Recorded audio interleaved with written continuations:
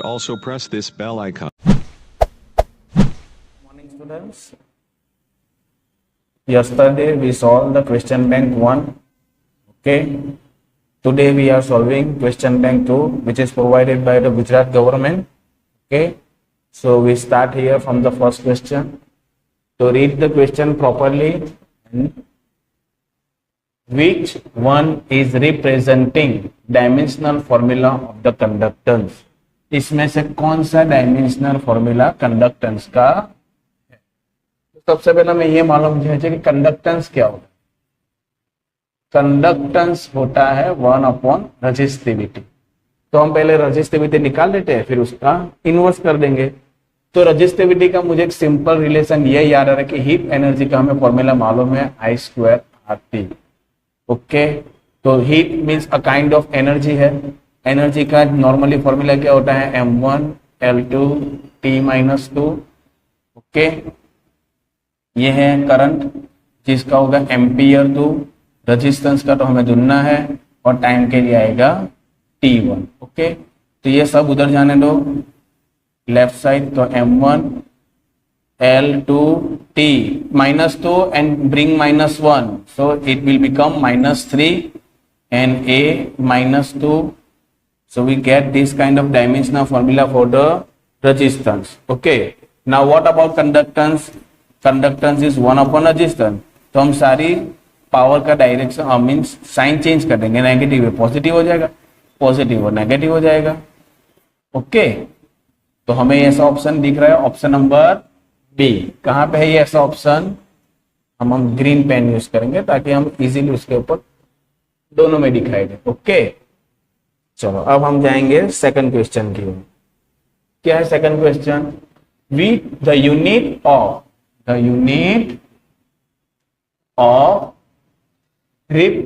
M metre square volt -1 second -1 representing which physical quantity. ये already हम theory में पढ़ चुके हैं। ये मोबिलिटी का है। किसका है? मोबिलिटी है, क्योंकि मोबिलिटी कैसे डिफाइन होती है? Drift velocity per unit electric field. तो ड्रिफ्ट वेलोसिटी होता है मीटर पर सेकंड और ये हो जाता है वोल्ट पर मीटर, है ना। तो अब ये मीटर ऊपर आ जाएगा तो मीटर स्क्वायर हो जाएगा, वोल्ट इनवर्स सेकंड इनवर्स। तो ये ऑलरेडी हम थियरी में पढ़ चुके हैं।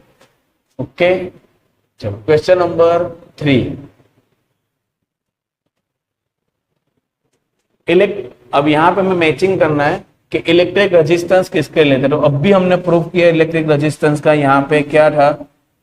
M1L2 T-3 A-2। तो ऐसा ऑप्शन कहाँ पे है? पहले ये देखो, इलेक्ट्रिक रेजिस्टेंस का यही है और ये भी है, दो है। ए क्यू भी हो सकता है, ए आर भी हो सकता है, क्योंकि दोनों में सेम दिया है ना। तो अब हम देखेंगे, चलो उसके बाद देखेंगे पोटेंशियल। देखो दोनों ऑप्शन सेम दिए है। अभी गुजरात गवर्नमेंट की जो पीडीएफ है ना, उसमें यहां पे उन्होंने लिखा है -1। ओके, गुजरात गवर्नमेंट मतलब गुजराती में जो उन्होंने पीडीएफ बना के भेजी है उसमें यहाँ पे -1 है। ओके, तो उसके हिसाब से यहाँ पे हमारा ऑप्शन कौन सा मैच हो रहा है? ए के साथ क्यू मैच हो रहा है। कौन सा मैच हो रहा है? ए के साथ क्यू। ओके, तो मतलब हमारे पास अभी दो ही ऑप्शन बचे हैं। एक होगा एक क्यू वाले, ये दो ही ऑप्शन बचे हैं। ओके, ए और डी। तो अब हम सिंपली चेक करेंगे कि पोटेंशियल का कौन सा आता है। तो हमें मालूम है पोटेंशियल V यानी क्या होता है? I इंटू R होता है।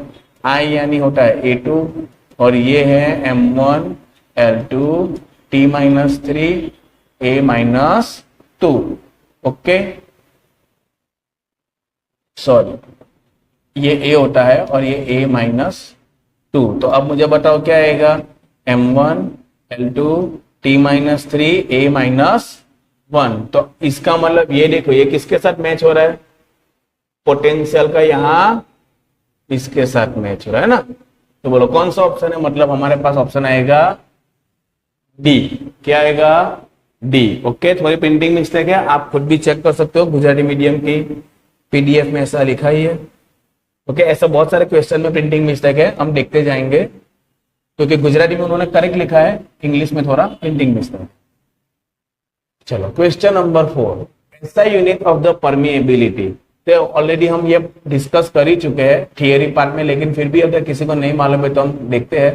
तो हम पहले सबसे पहले देखो क्या करते हैं, यहाँ पे सब टेस्ला के फॉर्म में दिया है, तो मैग्नेटिक फील्ड का कोई एक ऐसा फॉर्मूला लिख देते हैं जिसमें म्यू आउट है। बहुत सारे फॉर्मूले हैं, लेकिन हम सिंपली सोलेनॉइड वाला लेते हैं, ओके, क्योंकि वो बहुत ही इजी है।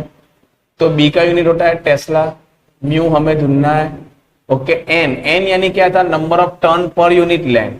तो नंबर ऑफ टर्न का तो कोई यूनिट होता नहीं, लेकिन लेंथ का यूनिट होता है मीटर, और यहाँ पे आई का यूनिट होता है एम्पियर। तो यहां से हमें म्यू नॉट का यूनिट मिल जाएगा टेस्ला मीटर पर एम्पियर। कहां है, ये ऑप्शन नंबर बी, ओके। चलो क्वेश्चन नंबर 5 के ऊपर ध्यान से देखते हैं। क्या है हमारा question, dimensional formula for the toroidal constant of a spring. तो सबसे पहले हमें मालूम है व्हाट इज टॉरॉइडल कांस्टेंट के। तो के का यूनिट क्या होता है, टॉर्क अपॉन फाई। ऐसा हमारे पास फॉर्मूला, सिंपली हमने ऐसा पढ़ा है कि टॉर्क इज इक्वल टू के इंटू फाई होता है। तो के इज इक्वल टू क्या होगा, टॉर्क अपॉन फाई। अभी फाई की बात करो तो फाई एक एंगल है जिसका कोई डायमेंशन नहीं होता है, यूनिट होता है रेडियन, लेकिन डायमेंशन कुछ भी नहीं होता। इसका मतलब टॉर्क का जो डायमेंशन होगा वही मेरा के का भी डायमेंशन। तो टॉर्क का डायमेंशन हम कैसे निकालेंगे, टॉर्क का डायमेंशन होता है आर क्रॉस एफ से। अगर हम निकाले तो ये होता है आर यानी L1 डिस्टेंस है, और F यानी क्या हो जाता है M1 L2, अरे sorry M1 L1 T minus 2। तो आंसर आएगा M1 L2 T माइनस 2। जो टॉर्क का यूनिट है वही मेरा भी K का डायमेंशन फॉर्मूला, ओके। तो चलो अभी देखते हैं next question, question number 6। A proton is passing from the magnetic field B। चलो हमें मैग्नेटिक फील्ड हमें दे दिया है, वेलोसिटी भी हमें दे दिया है, ओके।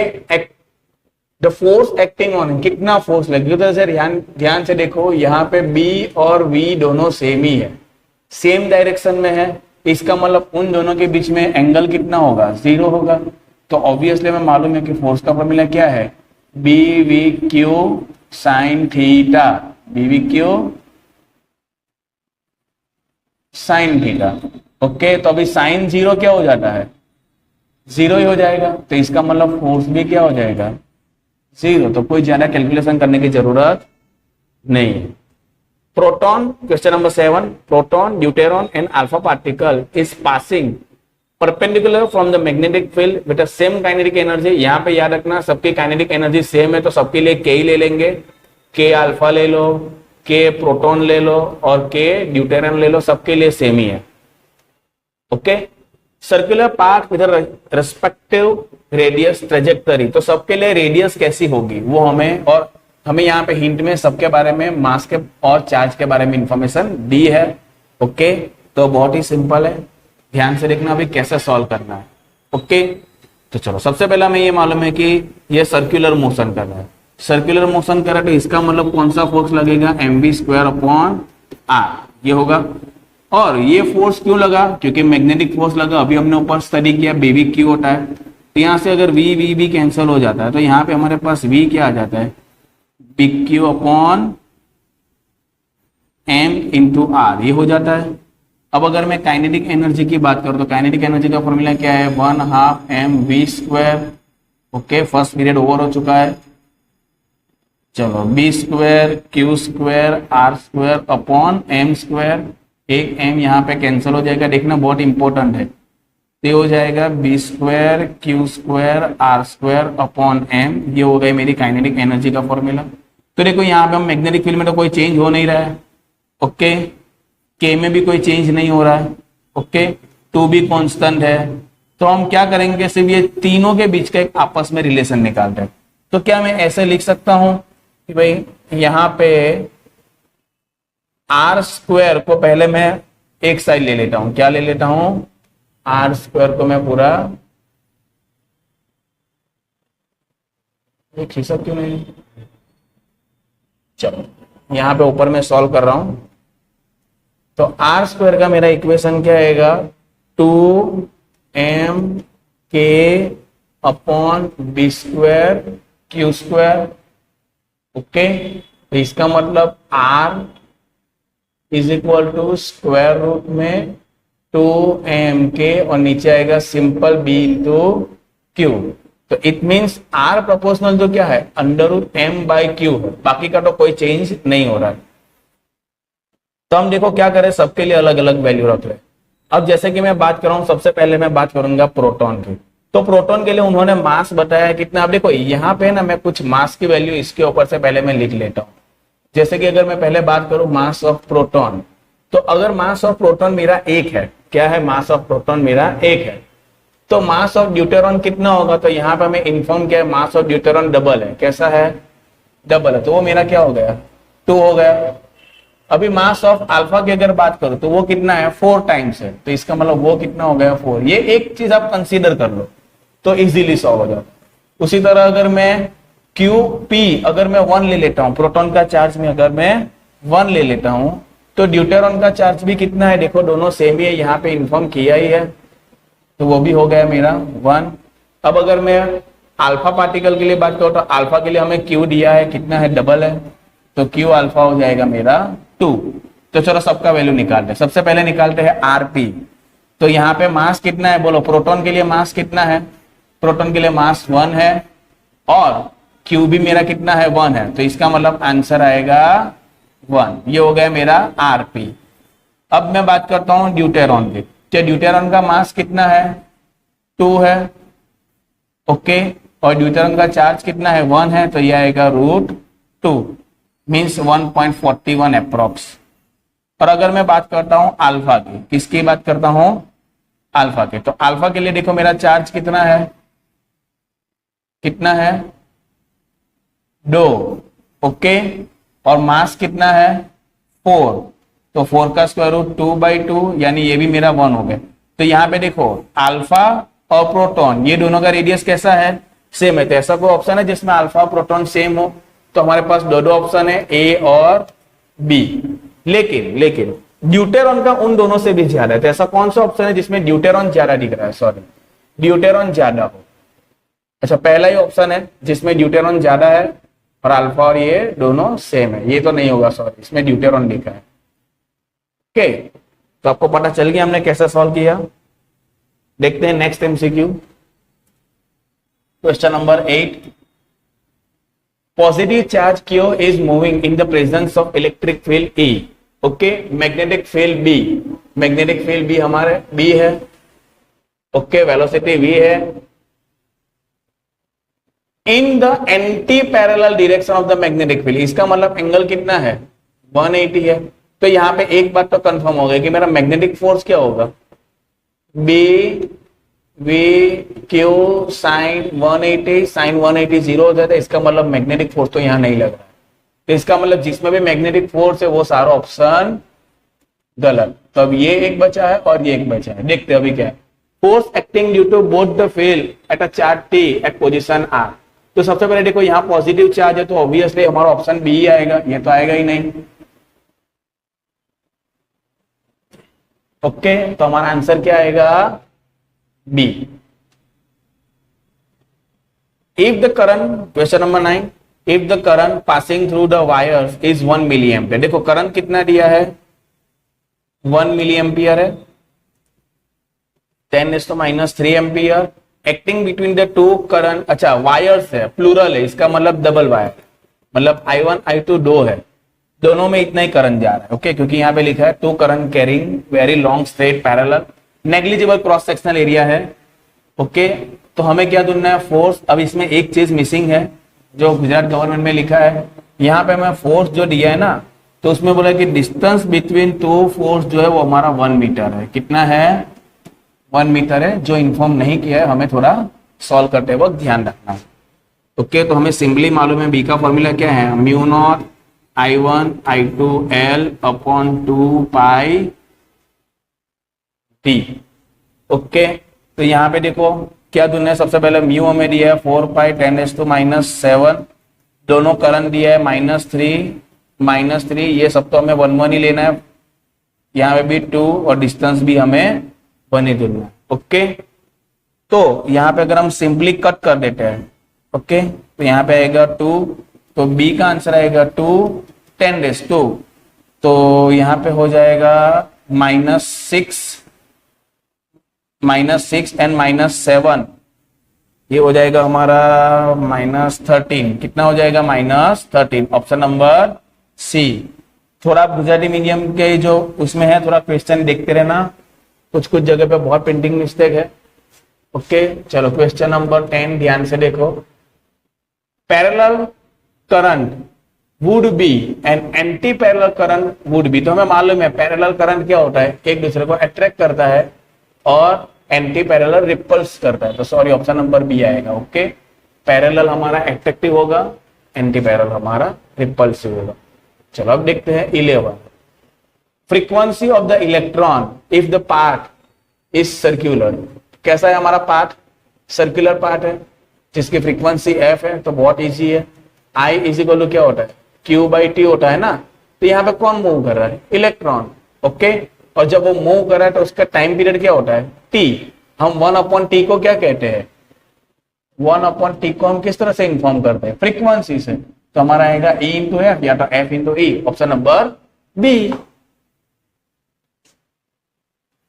चलो अब देखते हैं question number 12, battery having EMF E, हमें EMF दिया है E।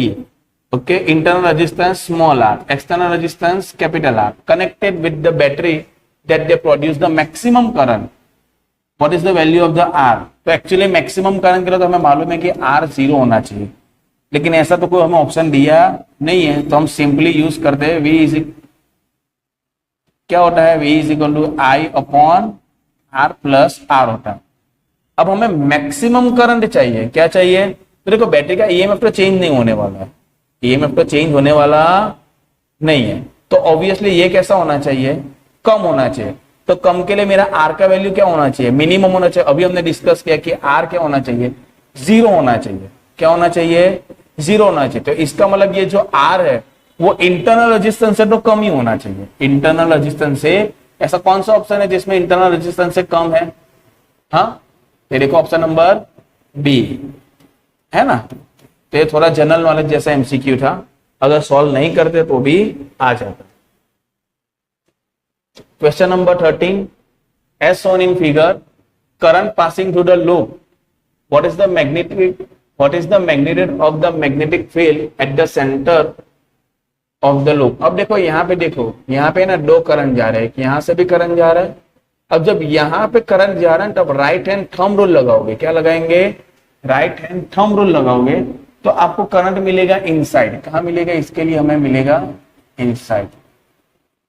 आप थोड़ा अपने हाथों से ट्राई करना।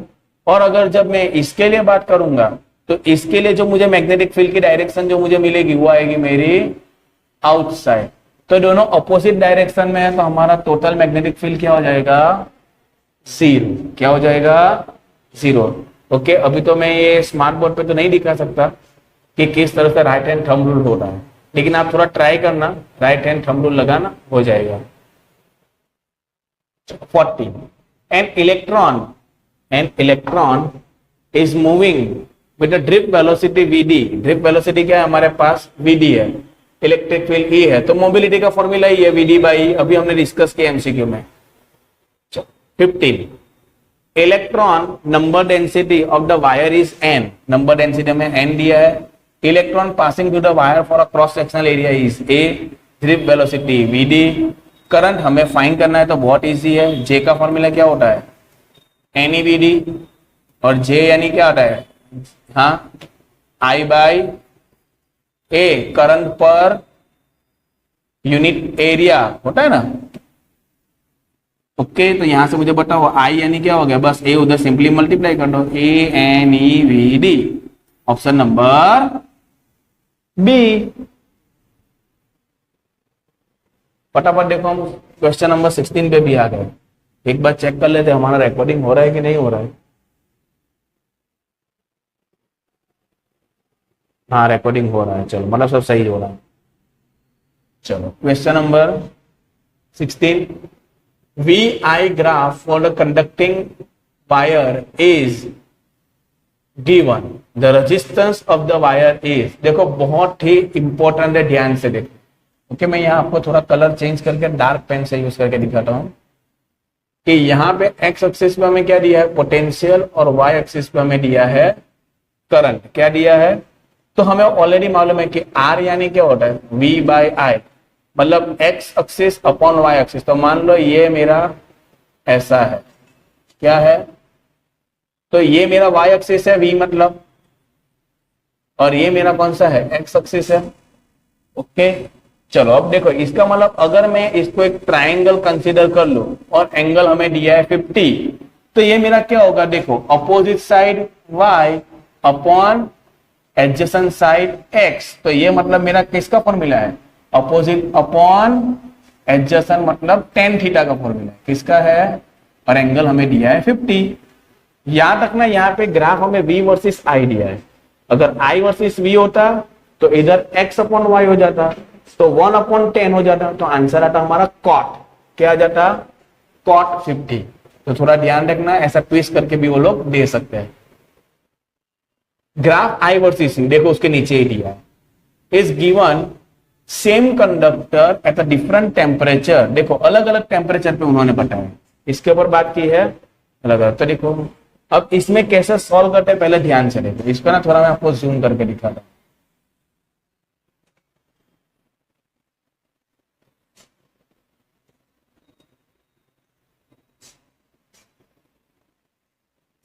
अब देखो इसमें क्या है कि I वर्सेस V में हमें जो दिया उसके ऊपर से हमें किस तरह से सॉल्व करना है। तो सबसे पहले हमें यह देखना है कि कौन से कंडक्टर, क्या पूछा है, सेम कंडक्टर है डिफरेंट है, वी कैन से, क्या कह सकते हैं कौन सा टेम्परेचर ज्यादा है, T1।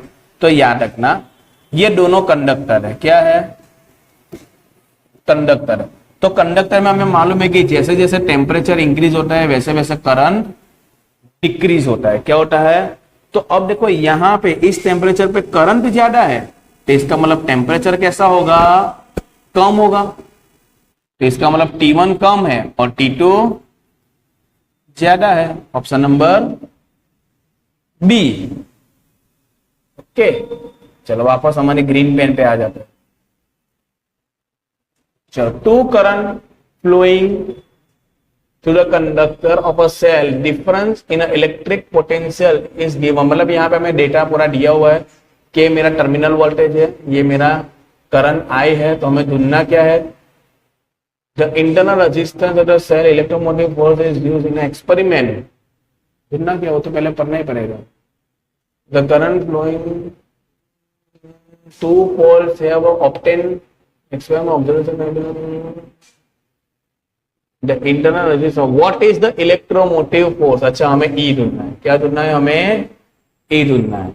चलो तो अभी कैसे करेंगे, तो यहाँ पे देखो किस तरह से सॉल्व कर रहा हूं, वो थोड़ा ध्यान से देखना।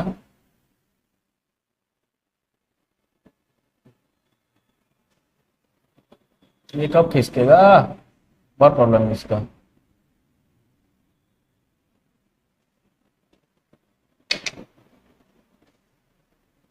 चल खिसक,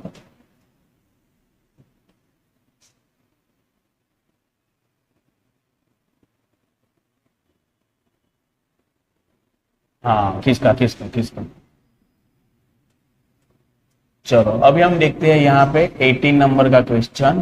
तो देखो सबसे पहले हमें V1 दिया है 1 वॉट और उसके लिए हमें करंट दिया है 0.08 एम्पियर। तो सिंपली हम V इक्वल टू क्या होता है, E माइनस IR सब में यूज करेंगे। तो यहाँ पे ये 1 दिया है, E I दिया है 0.08 R।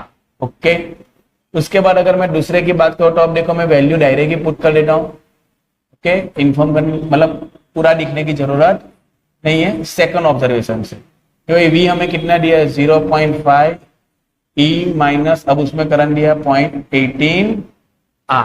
ओके, तब हम क्या करते हैं, देखो हमें EMF ढूंढना है। तो पहले ये देखो क्या करता हूं, ये इक्वेशन को मैं पूरा 2 से मल्टीप्लाई कर देता हूं, 1 2E 0.36 R हो जाएगा। ये 1 का वैल्यू मुझे मालूम ही है, दोनों में इक्वेट कर ही सकता हूं। तो चलो मैं सिंपली इक्वेट कर देता हूं, 1 का वैल्यू यहाँ पे पुट कर देता हूं। तो E minus 0.08 R is equal to 2E 0.36 R हुआ। चलो अब ये ई को हम ले जाते हैं लेफ्ट साइड, तो 2e माइनस ई, ये उधर आएगा तो 0.36r माइनस 0.08r। तो सिंपली हमारा देखो 36 में से 8 जाएगा तो आएगा 0.28r इज इक्वल टू ई। ये आ गया हमारा ई। ओके, अब हमें क्या करना है, एक थर्ड इक्वेशन यूज करता हूं वापस। चलो थर्ड का क्या आएगा बोलो, 0.8 is equal to E minus 0.12r होता है। तो यहां पे मैं क्या कर रहा हूं, देखो ध्यान से सुनो, मैं ई का वैल्यू रख देता हूं, तो 0.8, 0.28r, 0.12r हो गया। चलो 0.28 माइनस 0.12 कितना होगा, 28 माइनस तो हो जाएगा 16r, और ये है 0.8। ओके, तो r हमें मिल जाएगा 0.8 अपॉन 0.16 मीन्स 2 ओम। चलो r हमें मिल गया। अब हम क्या करेंगे, r हमें मिल गया तो इसके अंदर हम वैल्यू पुट कर देते हैं ना, तो E is equal to 0.28 into 2 means 0.56 watt. ऐसा तो कोई ऑप्शन दिख ही नहीं रहा। अरे 16 फाइजा होता है, यहाँ पे हमने मिस्टेक की, 16 फाइजा 80 होता है, तो यहाँ पे रखेंगे हम 5, तो 5 इंटू 0.28 1.4 वाट, ऑप्शन नंबर बी। ओके,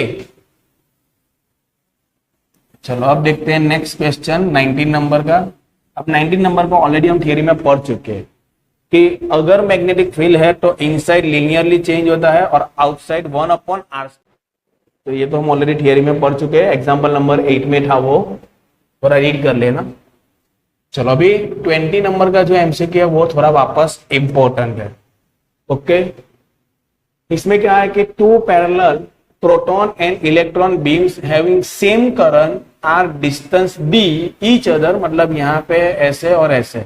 अब देखिए, okay, proton and electron moving in opposite side. अब ध्यान से देखो, अगर मान लो प्रोटॉन ऐसे ऊपर जा रहा है और इलेक्ट्रॉन अगर नीचे जा रहा है, तो यहाँ पे करंट तो अपोजिट डायरेक्शन में ही आएगा, क्योंकि हम करंट क्या लेते हैं, इलेक्ट्रॉन की अपोजिट डायरेक्शन में लेते हैं, और प्रोटॉन की डायरेक्शन में ही करंट होता है। तो इसका मतलब दोनों में हमारा करंट सेम डायरेक्शन में है। ओके, तो ये थोड़ा ध्यान रखना, दोनों में हमारा करंट कैसा आएगा, सेम डायरेक्शन में। अब उन दोनों के बीच का डिस्टेंस d है। अब ऐसा कहा है कि अगर बीच में अगर मान लो कोई पॉइंट P है, तो हम यहां से x डिस्टेंस मान लेते हैं, ये डिस्टेंस हमारा x है, तो ये डिस्टेंस मेरा कितना होगा, d माइनस एक्स होगा। तो हमें ये पूछा है कि मैग्नेटिक फील्ड वर्सेस x का ग्राफ कैसा आ सकता है। तो हम देखो सबसे पहले b का हम p पॉइंट पे निकालेंगे, तो देखो क्या आएगा, mu naught I upon 2 pi r होता है, क्या होता है। तो अगर पहले के लिए बात करें, पहले के लिए ओके, इसके लिए तो 2x आएगा, और दूसरे के लिए अगर बात मैं करूं तो म्यू I अपॉन क्या आएगा, d माइनस एक्स, क्या आएगा। अब देखो दोनों करंट ऊपर जा रहे हैं, तो इसका मतलब दोनों का मैग्नेटिक फील्ड अपोजिट डायरेक्शन में आएगा। ओके, चेक करना, एक आउटवर्ड होगा तो एक इनवर्ड होगा। अगर मैं प्रोटॉन के लिए बात करूं तो वो इनवर्ड जाएगा। ओके, और अगर मैं इलेक्ट्रॉन के लिए बात करूं तो वो आउटवर्ड आएगा। तो दोनों अपोजिट डायरेक्शन में होगा, इसलिए मैं माइनस लिख रहा हूं। तो अगर मैं यहाँ पे म्यू I अपॉन 2 कॉमन ले लेता हूं तो हमारा आता है 1 upon x upon d minus x. तो चलो अब मैं क्या कर रहा हूं, सिंपली यहाँ पे d/2 है ना, ओके, सब में d/2 पॉइंट हमें कॉमन दिया है, तो पहले वहां पे हम चेक करते हैं। तो d/2 में क्या आएगा, उस हिसाब से हमें एटलीस्ट आंसर पता चल जाएगा। तो अभी मैं मान लेता हूं कि मान लो टोटल हमारा 10 सेंटीमीटर का। ओके, तो d/2 देखो, ऐसा सिंपली करोगे ना तो इजीली सॉल्व होगा। तो d/2 मेरा क्या हो जाएगा, 5। ओके, यूनिट अप्रोक्सीमेटली मैंने ले लिया। ओके, अब मैं अलग अलग डिस्टेंस लूंगा, एक लूंगा मैं 5 से कम वाला, कोई भी मतलब मान लेता हूं 2 ले लेता हूं, और एक मैं ले लूंगा x जो 5 से ज्यादा होगा वो मैं ले लेता हूं, 5 से ज्यादा कोई भी वैल्यू ले लो 8। तो सब अलग अलग जगह पे हम चेक करते हैं। चलो सबसे पहले हम 2 के लिए चेक करते हैं। तो अब अगर मैं यहाँ पे 2 रखूंगा तो 1/2 आएगा और ये 1/8 हो जाएगा। समझना ध्यान से। तो किसकी वैल्यू ज्यादा है, इसकी वैल्यू ज्यादा है और इसकी वैल्यू कम है, इसका मतलब मैग्नेटिक फील्ड कैसा आएगा, पॉजिटिव आएगा। तो ऐसा कोई ऑप्शन है जिसमें पॉजिटिव हो रहा है, तो यहाँ पे भी है, यहाँ पे भी है, यहाँ पे भी, मतलब ऑप्शन नंबर बी तो गया। ओके, चलो अभी मैं बात करता हूं कि x इज इक्वल टू, मैं एग्जैक्ट 5 ले लेता हूं, क्या ले लेता हूं 5। तो अगर मैं 5 के लिए बात करूं, मतलब बीच के लिए, देखो ये मैं x इज इक्वल टू 2 के लिए हमने कर लिया। ओके, अलग अलग करते जा रहे हैं। चलो 5 के लिए मुझे बताओ, तो 5 यहां पे रखूंगा तो क्या हो जाएगा बोलो, 1/5 और 10 - 5 मतलब 5, तो आंसर क्या हो गया 0। तो मतलब बीच में 0 हो जाना चाहिए, तो यहाँ पे भी 0 हो रहा है, यहाँ पे भी 0 हो रहा है, यहाँ पे भी 0 हो रहा है। ओके, अभी भी तीनों ऑप्शन सही है ना। चलो अब मैं ले रहा हूं थोड़ा और ज्यादा, x इज इक्वल टू, मतलब अब 5 से ज्यादा ले रहा हूं, 8 क्या ले रहा हूं, तो क्या हो जाएगा 1/8, इसी के ऊपर से मैं करता हूं, हाँ 1/8, और यहाँ पे आएगा 8 - 2, 10 - 8। एक काम कर रहा हूँ, पूरा अच्छे से आपको सॉल्व करना है, इसमें ना बहुत गड़बड़ हो गई, आपको समझ में नहीं आएगा, देखो वापस समझा रहा हूं। चलो मैंने क्या किया कि अप्रोक्स मैंने d इज इक्वल टू 10 ले लिया, सिस्टमेटिक करते हैं, तो आधा डिस्टेंस कितना हो जाएगा 5 हो जाएगा, वापस कर रहे हैं। तो देखो 3 अलग अलग डिस्टेंस ले रहा हूं, 1 2 जो 5 से कम है। ओके, तो चलो उसके लिए हम रखेंगे, तो इसका आंसर क्या आएगा मुझे बताओ। अभी हमने देखा 1/2 और 1/8 जो ग्रेटर देन 0 है। उसके बाद मैं बात करता हूं x is equal to 5 exact, तो अब यहाँ पे अगर मैं 5 रखूंगा तो क्या आएगा 5, और ये 10 - 5 यानी वापस 5, तो ये हो गया मेरा 0। अब मैं थोड़ा ज्यादा लेता हूँ, 5 से ज्यादा मतलब 8 ले लेता हूँ, तो 1/8 और 1/10 - 8 2 हो जाएगा। जो मेरी वैल्यू कैसी आएगी पॉजिटिव की नेगेटिव, नेगेटिव आएगा, क्योंकि 1/8 कम होता है, 1/2 ज्यादा होता है, इनवर्स होता है। तो इसका मतलब देखो ग्राफ पॉजिटिव में भी होना चाहिए, नेगेटिव में भी होना चाहिए, है ना, और यहाँ पे 0 भी आना चाहिए। तो मतलब एक ऐसा ग्राफ पॉजिटिव हो सकता है और एक ऐसा भी हो सकता है ना। मतलब हमारे पास सी और डी 2 ऑप्शन है, कितना ऑप्शन है सी और डी। ओके, तो अब इसमें से कौन सा सही है वो चेक करना हो ना, तो हम ये वाला पॉइंट देखेंगे कि जब डिस्टेंस 0 ही होगा तब मेरा क्या है। क्या कर देते हैं हम लोग, डिस्टेंस क्या ले लेते हैं 0 ही ले लेते, तो x इज इक्वल टू 0 ले लो। तो अब मुझे बताओ यहाँ पे मेरा क्या आएगा, magnetic field mu naught I/2 1/0 1/d, 1/0 यानी क्या हो जाता है इंफिनिटी, मतलब लाइन टच नहीं होनी चाहिए, ऐसे इनफाइनाइट की ओर जानी चाहिए, जो सी ऑप्शन में हो रहा है। किस में हो रहा है, ओके, अगर आया समझ में, तो इसका मतलब मेरा ऑप्शन कौन सा होना चाहिए, कौन सा होना चाहिए, सी हमारा सही ऑप्शन है। ओके, चलो question number 21, an external resistance R is connected to the battery. Okay, तो अगर connected terminal voltage of the battery is V, तो वो हमें मालूम है V is equal to E - IR होता है, वो हमें मालूम ही है। तो क्या पूछा है, व्हाट इज इंटरनल रेजिस्टेंस, अच्छा R क्या होगा वही पूछा है। तो सबसे पहले ये भी एक चीज याद रखो कि करंट हमेशा कितना होता है E/R+R होता है ना, तो बस ये वैल्यू अंदर रख दो, E क्या आएगा E/R+R इंटू R होगा। ओके, चलो तो सिंपली हम क्या करेंगे, इधर मल्टीप्लाई कर रहे हैं, देखो एलसीएम ले रहा हूं, E small r upon R+R, ये कैंसिल हो गया। तो अब मुझे यहाँ पे मुझे बताओ कि क्या आएगा, V is equal to ER/R+R, हमें स्मॉल रेजिस्टेंस चुनना है, तो R+R इज इक्वल टू क्या होगा ER/V होगा। तो मुझे बताओ R का फॉर्मूला क्या आएगा, ER/V -R है ऐसा ऑप्शन, ऑप्शन नंबर बी। देखो कितना फास्ट हमें सोचना पड़ता है, और ये सब तभी होगा जब आप प्रैक्टिस करोगे। ओके, चलो अब इसमें भी एक थोड़ा प्रिंटिंग मिस्टेक है। प्रिंटिंग मिस्टेक ये है कि यहाँ पे गवर्नमेंट ने पॉइंट नहीं बनाया है। 1.5 वॉट है, कितना है 1.5 वॉट है। इंटरनल रेजिस्टेंस हमें दिया है 1 ओम। ओके, तो हमें ईएमएफ ढूंढना है। पहले पूरा क्वेश्चन ध्यान से पढ़ो, हाँ, मैंने तो सिर्फ ऊपर ऊपर ही पढ़ा है। क्या है क्वेश्चन? 3 सेल है। ओके, कनेक्शन कैसा किया गया? पैरेलल में है। कैसा है? पैरेलल में। सबका 1.5 वॉट है। तो इंटरनल रेजिस्टेंस हमें सबका 1 ओम है। तो रिजल्टेंट ईएमएफ कितना होगा? तो सबसे पहले देखो क्या करेंगे इसमें। सबसे पहले हम रिजल्टेंट निकाल रहे हो। पैरेलल में फॉर्मूला क्या होता है? रिजल्टेंट रेजिस्टेंस का 1/R equal to 1/R1 plus 1/R2 plus 1/R2। सब 1 है, इसलिए मैंने 1 ही ले लिया। तो 1/RP इज इक्वल टू क्या होगा? इक्विवेलेंट रेजिस्टेंस जो होगा वो क्या होगा? 3। तो RP आएगा हमारा 1/3। दूसरी कंडीशन हमारी क्या थी कि रेशियो सेम आता है कि E/R मतलब इक्विवेलेंट। ओके, पैरेलल लिखता हूं, इक्विवेलेंट की जगह पे क्या लिखता हूं?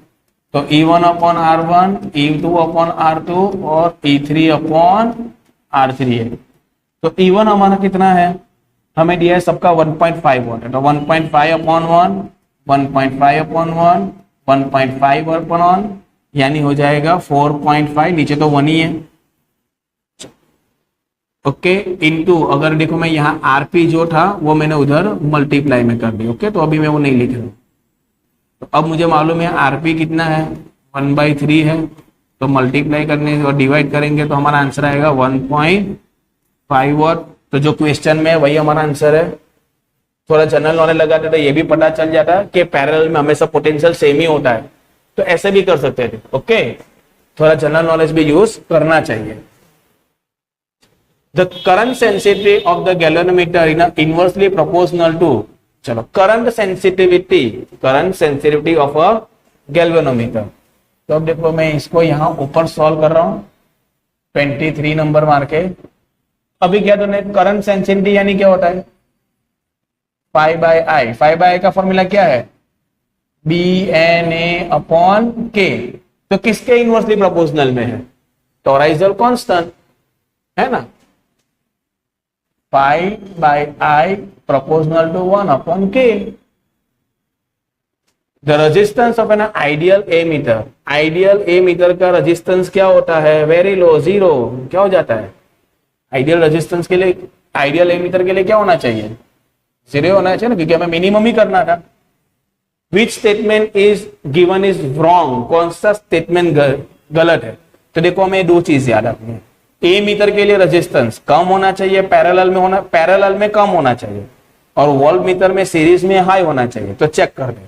Resistance of the voltmeter is very high, सही है। Resistance of an ammeter is very small, ये भी सही है। Ammeter is connected parallel to the component of the circuit. Voltmeter is connected to the parallel. Voltmeter is connected to parallel to the component of the circuit. देखो volt meter में हमें potential कटे तो उसको तो हम parallel में ही connect करेंगे। ए मीटर को हम सीरीज में कनेक्ट करते हैं। देखो ए मीटर को सीरीज में कनेक्ट करते हैं, लेकिन ए मीटर के अंदर जो रेजिस्टेंस होता है शंट, उसको हम पैरेलल में कनेक्ट करते हैं। तो यहां शंट की बात नहीं की, यहां सर्किट की बात की है। तो सर्किट में वो पैरेलल नहीं होता है, सर्किट में वो सीरीज होता है। चलो 26। Resistance of the wire is R, its length is stretch and मतलब जो भी उसकी साइज में कुछ चेंज किया। द रजिस्टिविटी, अभी रजिस्टिविटी की बात करो तो रजिस्टिविटी तो किसके ऊपर डिपेंड करती है? Type of material. क्या मटेरियल के बारे में ऐसा कुछ कहा कि मटेरियल चेंज हो रहा है? हाँ, नहीं कहा है कि इसका मतलब रजिस्टिविटी में कोई चेंज होता ही नहीं, नन ऑफ दिस। चलो एमसीक्यू नंबर 27 के लिए मैंने आपको बहुत ही इंपॉर्टेंट शॉर्टकट बटन सिखाया था, वो मैं आपको वापस लिखवा देता हूँ। कैलकुलेटर में इतना करने से ही आंसर आ जाता है। जो भी है, जितना भी परसेंटेज दिया हो, ओके, उसको डिवाइड बाय 100, ओके, फिर क्या करने का? +1 मल्टीप्लाई इक्वल टू -1 इंटू 100। इतने बटन दबाने से आपके आंसर आ जाता है, फिर कितना भी परसेंटेज हो, ओके 10% हो तो भी आंसर आ जाएगा। इसके अलावा कोई बटन नहीं दे रहा है आपको, यहाँ पे जो परसेंटेज दिया वो परसेंटेज लिखो, divide 100 plus 1 multiply equal to -1 into 100। ये मैंने शॉर्टकट आपको क्लास में सिखाई दिया था, और इसके बाद ये कैसे आया था वो भी मैंने आपको सिखा दिया था। तो हमें एमसीक्यू में ऐसे शॉर्टकट मेथड का यूज करना पड़ेगा, थोड़ा ध्यान रखना, क्योंकि ऐसे क्वेश्चन बार बार आते हैं इसलिए। 28 Kirchhoff law of close loop represent which law? Which law? देखो लूप है तो इसका मतलब कंजर्वेशन ऑफ एनर्जी, और अगर करंट होता तो कंजर्वेशन ऑफ चार्ज आता। When a steady current flow, देखो पहले से बता दिया steady current of a resistance given temperature, heat energy is generally per unit is proportional to, क्या होता है बोलो हीट एनर्जी का फॉर्मूला? I²RT है ना,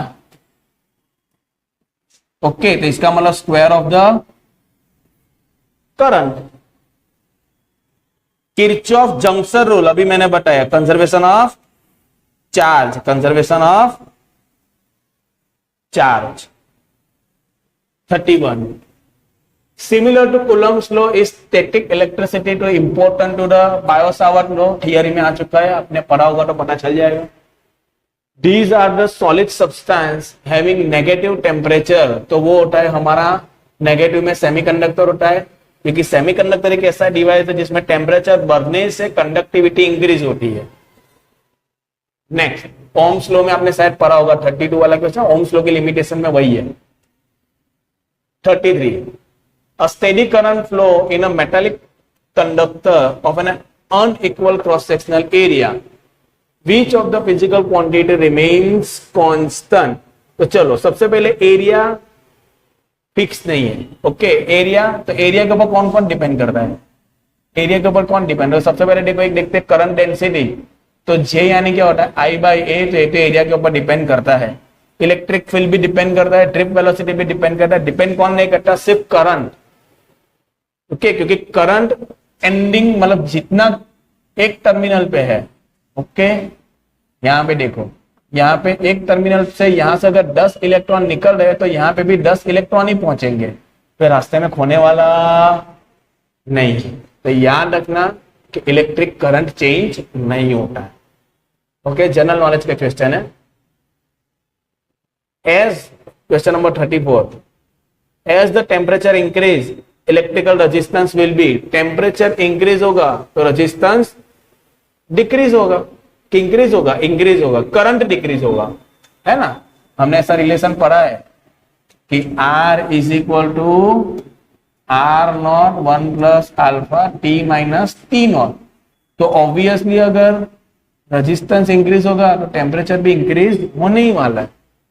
अब देखो थोड़ा देखते हैं, रेजिस्टेंस विल बी, अच्छा अलग अलग केस है, इंक्रीज इन कंडक्टर हाँ, डिक्रीज इन सेमीकंडक्टर ये भी होता है टेम्परेचर के साथ, है ना, उसका कम होता है। तो ऑप्शन नंबर ए मुझे तो सही लग रहा है। डिक्रीज फॉर कंडक्टर गलत, increase for conductor and semiconductor ये भी नहीं हो सकता, कोई और नहीं, मतलब ए ऑप्शन ही सही है हमारा, ओके पहला ऑप्शन सही है, क्योंकि मैंने अभी बताया सेमीकंडक्टर में रूल क्या होता है, थोड़ा उल्टा होता है, ओके किरचॉफ की लिमिटेशन, अरे ओम्स लॉ की लिमिटेशन में हमने देखा होगा। 35 an electron is projected with the uniform velocity in the direction of the axis current carrying solenoid, which statement is correct? कौन सा स्टेटमेंट करेक्ट है? तो अब थोड़ा ध्यान से देखो, हाँ कि अब ये मेरी सोलेनॉइड है, ओके अब सोलेनॉइड में अगर इसी डायरेक्शन में मेरा इलेक्ट्रॉन जा रहा है, मैग्नेटिक फील्ड भी उसी डायरेक्शन में, तो अगर हम मैं थोड़ा बात करूं तो फोर्स क्या होगा? Q into V cross B, या तो हम ऐसा भी कह सकते हैं B V Q sine theta, दोनों सेम डायरेक्शन में, तो साइन क्या हो जाएगा? जीरो, साइन जीरो जीरो यानी फोर्स जीरो, फोर्स जीरो इसका मतलब एक्सेलरेशन भी जीरो, एक्सेलरेशन जीरो यानी वेलोसिटी कैसी हो गई? कांस्टेंट हो गई, क्या हो गई? तो इसका मतलब वेलोसिटी में कोई चेंज नहीं होगा, वेलोसिटी में चेंज नहीं होगा मतलब ट्रेजेक्टरी में कोई चेंज होगा ही नहीं। तो ऐसा कोई ऑप्शन है जिसमें कोई चेंज नहीं हो रहा है, तो ये रहा डी कि electron will continue move with the direction axis with the uniform velocity.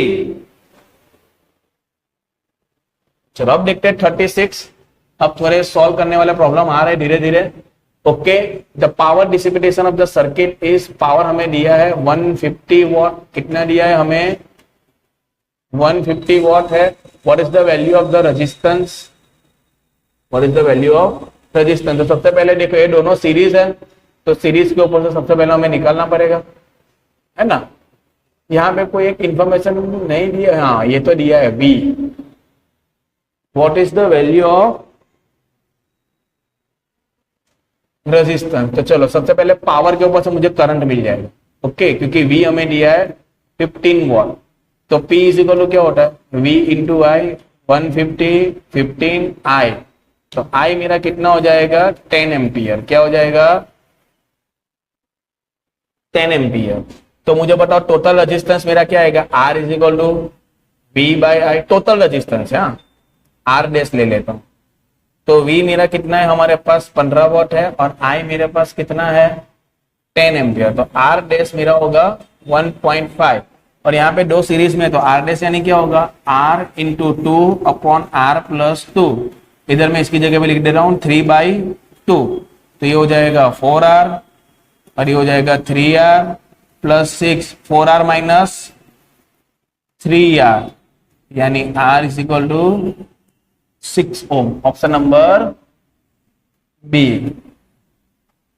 अब देखो ये थोड़ा इंपॉर्टेंट है, ये थोड़ा मतलब सिलेबस से थोड़ा हटके है। ओके, यहाँ पे हमें ना किरचॉफ का एप्लीकेशन रूल अप्लाई करेंगे। तो हमें क्या करना है? सबसे पहले ये पूछा है कि गैल्वेनोमीटर में अगर मेरा करंट जीरो हो जाए, उसके लिए मुझे ये आर का वैल्यू कितना रखना पड़ेगा। तो मैं क्या करूंगा? पहले मैं ये देखूंगा कि इसके अंदर करंट कितना जाए। तो करंट के लिए मुझे यहाँ पे मेरा पोटेंशियल डिफरेंस कितना होगा? तो यहाँ से 12 वॉट है, यहाँ से 2 वॉट है, दोनों सेम पोलैरिटी है, इसका मतलब हम अपोजिट करेंगे क्योंकि दोनों की प्लस एक साथ मिल रहे हैं। तो यहाँ पे मेरा जो करंट आएगा वो आएगा 12 माइनस 2, ये हो गया मेरा, क्या हो गया मेरा? Potential difference. और बीच में कितना रेजिस्टेंस आ रहा है? एक ही आ रहा है। ओके, तो मुझे यहां से मुझे मिल जाएगा कि आई मेरा कितना हो जाएगा? 10/500 यानी 1/50 एम्पियर। ओके, ये हमने किसके लिए अप्लाई किया? ये टर्मिनल के लिए अप्लाई किया। किसके लिए? सॉरी, ये टर्मिनल के लिए मैंने अप्लाई किया। अब यहाँ पे मुझे करंट मिल गया 1/50 एम्पियर। अब इसमें तो कोई करंट जाने वाला है नहीं, है ना, इसमें तो मेरा कोई करंट जाने वाला है नहीं, तो वही करंट मेरा इसमें भी जाएगा।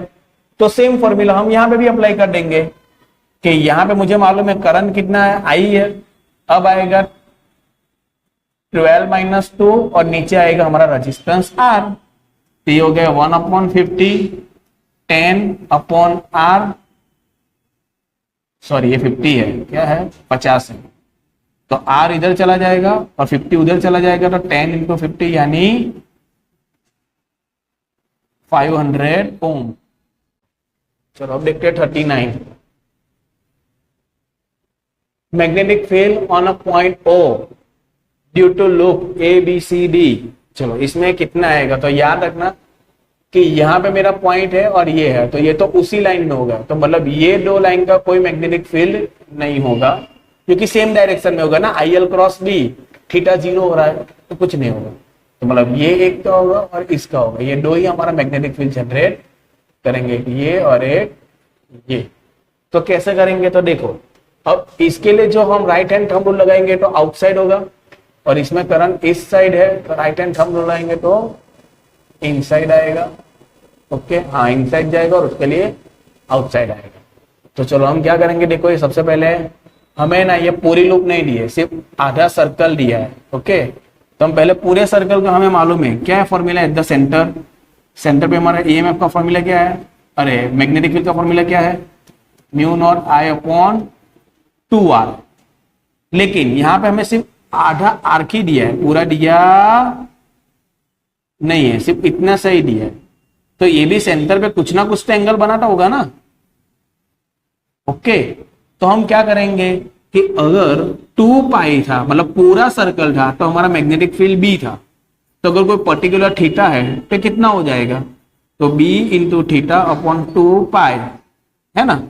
और B का फॉर्मूला क्या है? B का वैल्यू सब्स्टिट्यूट कर दो, mu I theta upon 2 pi R into एक और 2 है ना, तो 2 2 जा